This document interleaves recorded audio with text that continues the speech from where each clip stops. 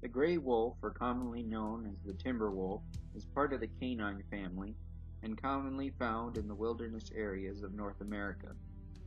Its larger size, thick gray fur, and distinct howl make it very recognizable.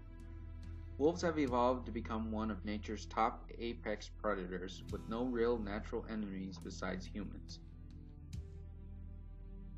The gray wolf species has had a very interesting history in Minnesota and the upper Midwest.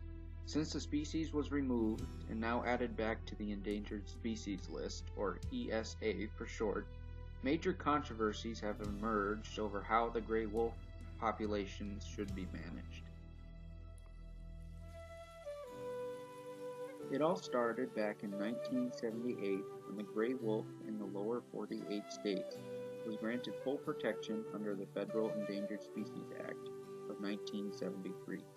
During the years the wolf was under ESA protection, the wolf numbers in the Midwestern states steadily increased. In January 2012, wolves in the western Great Lakes population, including Minnesota, were completely removed from the Federal Endangered Species List. During the time from 2012 to 2014, the management fell to the individual states like Minnesota to manage their state's wolf populations. The main plan of action that the Minnesota Department of Natural Resources implemented included a wolf hunting and trapping season, supplemented by some relocation efforts. In December of 2014, a federal judge issued a decision to immediately reinstate federal ESA protections for gray wolves in Minnesota, Wisconsin, Michigan, and the rest of the lower 48 states. In Minnesota, this ruling returned the wolf back to its threatened status under the Federal Endangered Species Act and returned management of the gray wolf back to the U.S. Fish and Wildlife Service. There are two groups of people that have opposing opinions regarding the gray wolf as an endangered species. The reason they are on one side of the fence or the other varies. Some of the reasons why some people want the gray wolf delisted include: it would allow states in the Great Lakes region to implement their own management plans for their state's populations.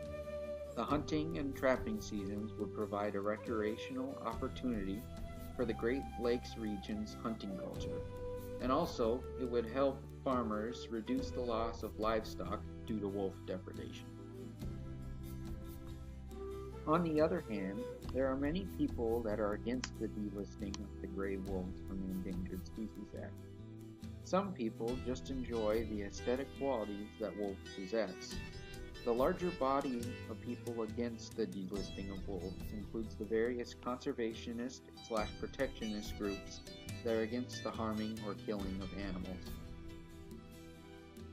Many cultural groups, like some Native Americans, are against the delisting of wolves because wolves hold some cultural or religious value in their society.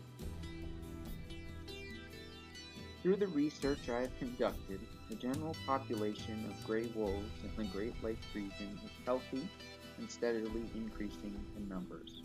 With gray wolves on the endangered species list, there is no real on-the-ground management taking place.